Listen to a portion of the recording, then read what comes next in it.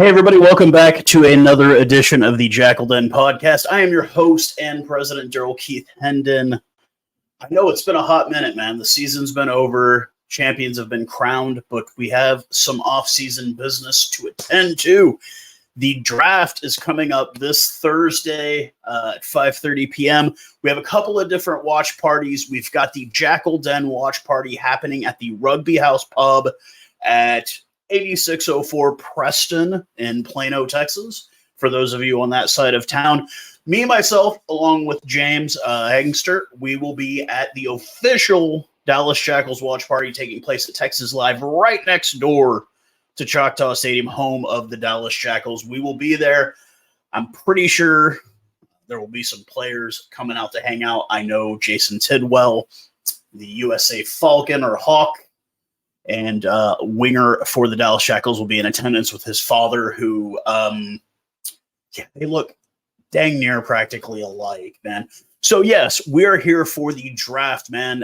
This is a little interesting thing. For those of you who are familiar with drafts and how they work, the general idea is the same. 3 rounds, every team gets to pick. You can trade. You can make trades to get additional picks, which is what the Jackals have done in the 3rd round, having 3 picks. 1 pick in the 1st round, no 2nd-round picks for the Dallas Jackals this year.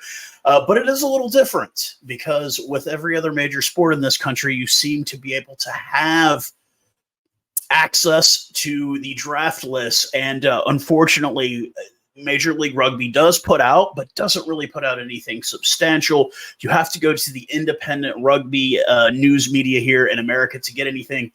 And fortunately, we have that man on the Jakl Den board. We're talking about Rick, no relation to Phil Collins, man. He has been gracious enough to provide a short list of potential draftees, especially for that number 3 spot in the 1st round that we do get to pick.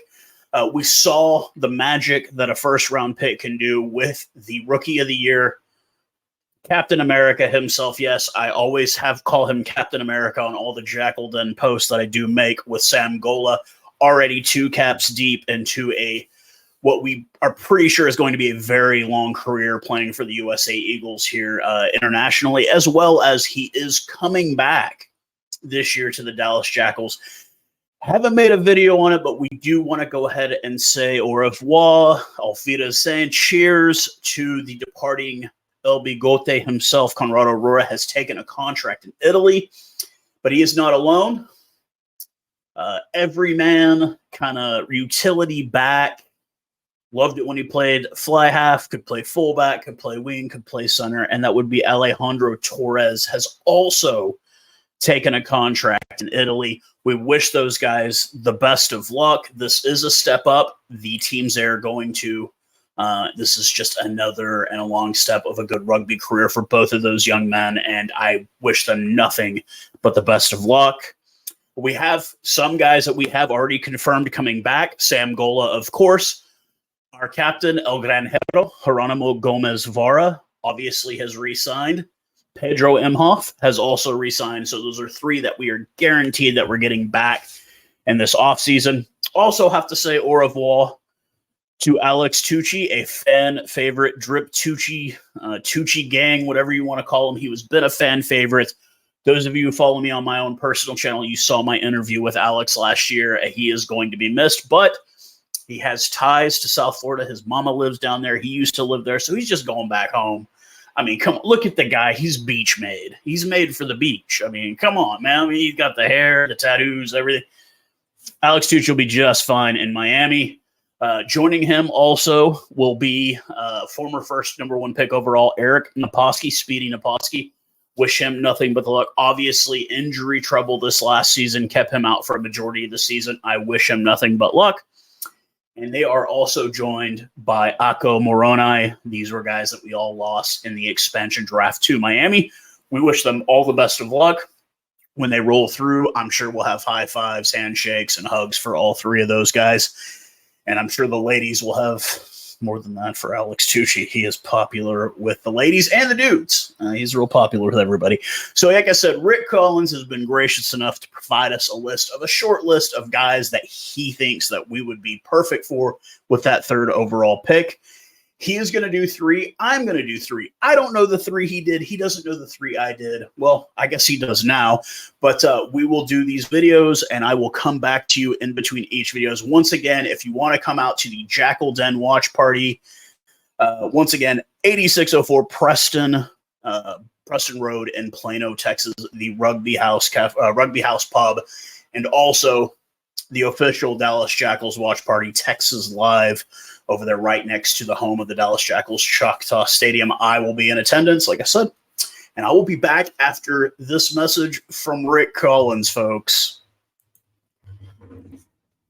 So it looks like I will be going first. I will mention my 3 draftees that I think would possibly do very, very well here with the Jackals. And then you'll have a little brief break, a little commercial action from Richard, the inside man, Collins. And then you will hear his 3 picks for who he'd like to see come out at Choctaw Stadium and represent the Dallas Jackals. So my first pick, as we are losing the services of LV Gote Conrad Aurora, we will be lacking at the flanker position. And also the fact that if you look back at last season, Adrian Boyson, the Velchas? I'm so bad. Namibia National, getting ready for the Rugby World Cup as we speak. Been doing warm-up matches in South America. I'm really hoping he's only got to play 1 game so far. We have yet to see the debut of Herman Achenbach. But with that, we needed somebody that I felt could cover flanker as well as number 8.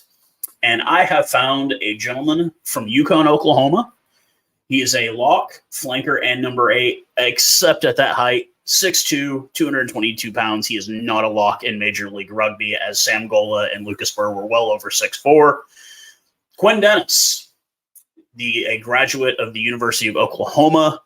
The positives on him: size, mobility. We will try to put links to videos so you can check these guys in the description. So check down the description if you want to check videos on these guys. Mobility, size, and a plus for him is he actually does their kicking. He did the kicking for the Sooners this last year. Now, the downside on him, and I know a lot of people are like, aren't you an Oklahoma State guy? Yes, he went to OU. That's not the downside. I mean, it's a downside, but it's not a downside. Is that he played in the Red River Rugby Conference. Now, this is a good conference, but it's not the big boys. It's not Cal. It's not Lindenwood. It's not Arkansas State. It's not considered a Division I premier conference for the game of rugby and collegiate level in this country. But with the skill sets he has, the keys he has, I think he would be great. And it's also good to have somebody that's fairly local here.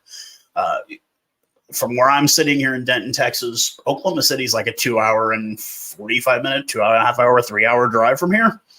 So it would bring a bit of local flair to the squad. Obviously, we have that already with Jason Tidwell, but it's always good to have some regional guys come in. We had Asa Carter a bit last in first season 1, the Tulsa product with the sideshow bob hair. He finally cut it off. But, you know, like, it's good to have kind of those regional guys like Sam Phillips. I really think that if we have a developmental side, he needs to be on it. You need to have those local products to sell it to local fans. And I think a guy like Quinn Dennis would be perfect for that. So that's why I've gone with him.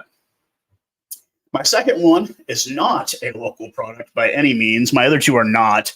But I've gone with Ayub Jali. I hope I do not mispronounce his name. He is a wing. He plays for Wheeling University. He is on the Moroccan National 15 rugby union team. He's 5'11", 185 pounds, from Casablanca, Morocco. Like I said, he is a wing. We were extremely undersized at wing last year. Campbell Johnstone did great. He was very serviceable. Louis Satama is a center. He could play wing, but he's a center. With that low body gravity, he's great at wing, but we were severely undersized when we went up against the likes of somebody like Hedy Labuskakne and Houston, who's 6'5". Mika Cruze. These guys, they were over-towering our wings. And I know 5'11" is not massively tall, but 185 pounds and that kind of mobility, he could get around those guys. And he's just a solid guy. I think the upside on him is that he's got international experience, 1. 2, he's got a lot of mobility in the way he moves. The downside is, yes, he is a bit undersized. He would definitely be a 3rd-round pick for us. but I think he's definitely something we lack. We did move Thomas Moroni or Akko Moroni out to wing a few times, and he was our tallest wing, but it just wasn't quite there. Obviously, with Naposki being injured the majority of the season, we were lacking at wing. So I think with a guy like Ayub Jolly, we could get what we would need out of that. And my last one, I have gone with a center. So I did a forward, 2 backs. I've gone with Reese Smith. He is a graduate of Lindenwood University, 6'2", 220 meaty pounds, a native of Colchester, England. So we get an English boy in here. Absolutely huge, 220, 6'2". So he would be perfect size at center. We could possibly move him out to wing if necessary, possibly move him to fullback if necessary. And once again, I do think towards the end of the season last year, we did have the best centering combo. Thomas Kubia and Tommy Milanos were absolutely amazing on those last 2 games that they played together. Go back, watch the highlights. They were money. They were an absolutely great duo, but you can't expect 2 guys to carry the team. We had Alejandro Torres moving at times. We had Mike Uso, Louis Satama, and I think it's another spot that we did lack. Our back presence wasn't there. Our forward presence was absolutely insanely good. Obviously, you saw the amount of guys that made the first and second team for the MLR. Obviously, having a guy like Sam Gola, Rookie of the Year, I think we need to concentrate on the back. We need to pick up our offense more. And having a guy like Reese Smith would definitely help. We have the size, we have the speed, we have the mobility, and Lindenwood is a premier program in rugby. So that's why I have gone with Reese Smith as my 3rd pick. Now we're going to take a little break. There will be a commercial featuring Mr. Collins, not Phil, Richard Collins, and then you will hear Rick's picks for his 3 guys that he'd like to see representing the Dallas Jackals. So stay tuned, guys. Hey guys, this is Rick Collins from the Jakl Den. Just wanted to let you know we still have these beautiful scarves available. We will be selling these all summer and into next year. As long as we got them, we'll be selling them. They are available via myself. You can either email me at collins.richardw@gmail.com, or you can text me at 214-498-8532. We get set up payment for it. Taking electronic payments. We can figure out other plans if necessary, and you can pick them up for free, or we can send them to you at cost, obviously, but they start at $15, and then we just add that shipping cost on. So if you want to get one of these beautiful ones for next year or to wear this off season, probably in the winter when it gets a little chilly, give me a shout and we'll get you taken care of. Thanks. I want to give you my 3 possible number 3 picks for the Dallas Jackals. These are based on our expected needs for this upcoming season, as well as obviously the quality of the players in this draft for 2023. So the Jackals having a number 3 overall pick, 3rd pick in the 1st round, and then not having a pick in the 2nd round, and having a trio of picks in the 3rd round. We're just going to focus on the 1st round and that number 3 overall pick. First, one of the needs that we've had obviously for several seasons and was much better this last season, but I think is still an area where we could create some depth is at lock. And one of the first guys I think as far as locks going off the board will be Ricky Rose, out of St. Bonaventure, the Bonnies. He's a 6'6", 265 guy. His ceiling comparison might be CeCe Mahoney, who I believe was playing for the Sabercats this last year. Just a really big body, a hard hitter, a strong runner, a good scrummager. He's quite good in the line-out. Even with his weight, he was a good jumper, quick, efficient footwork in the line-out, and can also lift as well. So good all-around player. Defensively, he's strong. He has good tackle technique. The only worry would be just his quickness. He's not quite as quick around the pitch as some of the other locks in this draft. But I think overall we need somebody who's going to be strong on line out, strong in scrum, and who's going to be a good defensive player as well, especially to match what Gola and Burr did this last season. But he's a big boy. I think, he's always near the ruck, and when he's near the ruck, he makes plays on the ball. I think he could be he's got a fairly good rugby IQ, but I think it can get better. And I really think sky's the limit in terms of set piece work for this kid. I think it's going to be a matter of how good is his passing out in the loose. Can he be a little bit more dynamic? Will he lose a few pounds coming into the league? But I think, very good lock, probably first round player in this draft. The only problem or con might be that he's not really positional. He doesn't have any positional flexibility. I think Burr and Gola could have played flanker on a different team. But with the needs that the Jackals had, they were both locks and they were quite good. I think Rose is really just a lock. I don't see him as a back row player at all at the next level. Let's go to my second pick, and that's Max Schumacher, Cal Berkeley, 5'10", 195. He's a 15/center. Really good hands, really, really good footwork, quick feet in space. He's not necessarily explosive, so you don't see him as kind of a finisher on the wing type player, but he's very elusive, very slippery, and at 15 can make a lot of things happen when he's got ball out in space. He has a high rugby IQ. He makes the right play almost every single time, and he's a very strong finisher. He doesn't go down very easily. Part of his slipperiness is also just shedding tackles. He's very good at making guys miss and also having guys get hands on him and being able to get away from them. He's got a good boot, not an amazing boot, but he can kick for post pretty easily. I would say actually he's a better kicker off the tee than he is out in open space from what I've seen. But that's not something that can't be upgraded at the next level. So my ceiling comparison for him would be Chris Matina, a very similar type of player, could play sevens, can play 10, but more likely in the centers or at fullback being, I think, where he would probably prefer to play and where he started at Cal Berkeley this last season. Finally, for my third pick, I've got Oren Beiser. I'm probably butchering his name. I apologize. Flanker/center out of Life University, 6'2", 220-ish. He was a captain for that Life team, although not their best team ever. Still a very good team. He's from the Woodlands, so maybe that gives him a little bit of an edge to get to the Jackals, if not the Sabercats. And he's got size and speed. The only question I would have for him is he really a back row player? I think he's too small to play 8.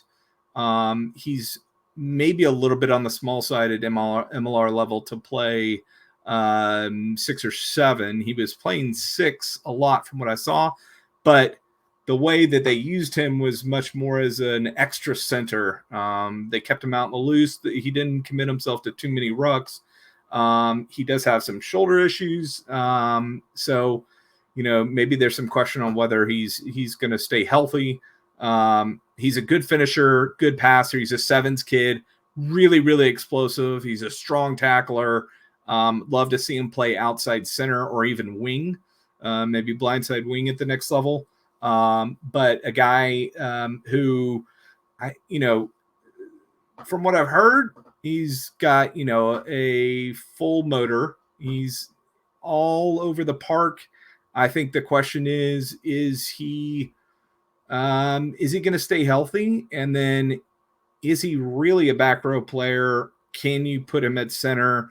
Is that going to work for him? So there's some kind of questions about his position in MLR. My ceiling comparison would be Christian Poitevin, who very similar for San Diego and then the Giltinis before, as a guy who's a smaller flanker, but also has good skill set, really good in the loose, explosive player, and scores tries. I think this is, similar type player.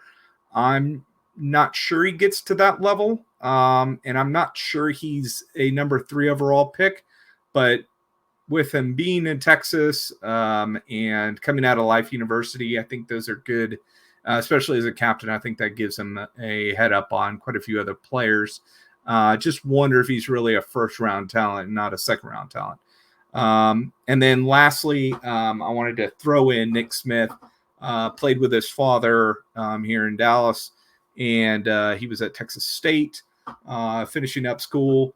And a very good 10 at the level Texas State plays at, which is obviously not quite as high as Life or St. Bonaventure or Cal Berkeley or Lindenwood or Davenport or any of those programs, but still very good quality competition, very dynamic player. I'm not sure he's a 10 at MLR level, maybe more of an outside center wing fullback-ish. So I think there's a spot for him in MLR, but I'm not sure it's as a draft pick. So that's it, guys. 6 picks. Will any of them be correct picks for your Dallas Jackals with multiple picks throughout this draft? Hopefully, either I or Rick gets one of them right. So once again, if you guys are interested in coming out to the Jakl Den watch party, it will be at the Rugby House Pub at 8604 Preston Road in Plano, Texas, Suite 100. Or you can come and hang out with your president. My fiance Jess will be there. James Eister. I know Jason Tidwell and his crew will be there. The coaching staff, the ownership. We will be at Texas Live just across the street from the home of the Jackals Choctaw Stadium, right next to the Texas Rangers ballpark, Globe Life Park or Field, one of those, right next to it. Texas Live, free parking, as there is no Rangers game, so there should be ample parking for everybody to come out, have a few beers, get a few drinks, have something to eat, hang out. Jax will be there. Everybody's going to be there. It's going to be excitement, whether you make it out to the viewing party in Plano or you make it to Texas Live in Arlington, Texas. We hope to see all of you guys out there. So thank you again for choosing to tune in to the Jakl Den podcast. This is made by us, the fans, for you, the fans. Cheers, guys.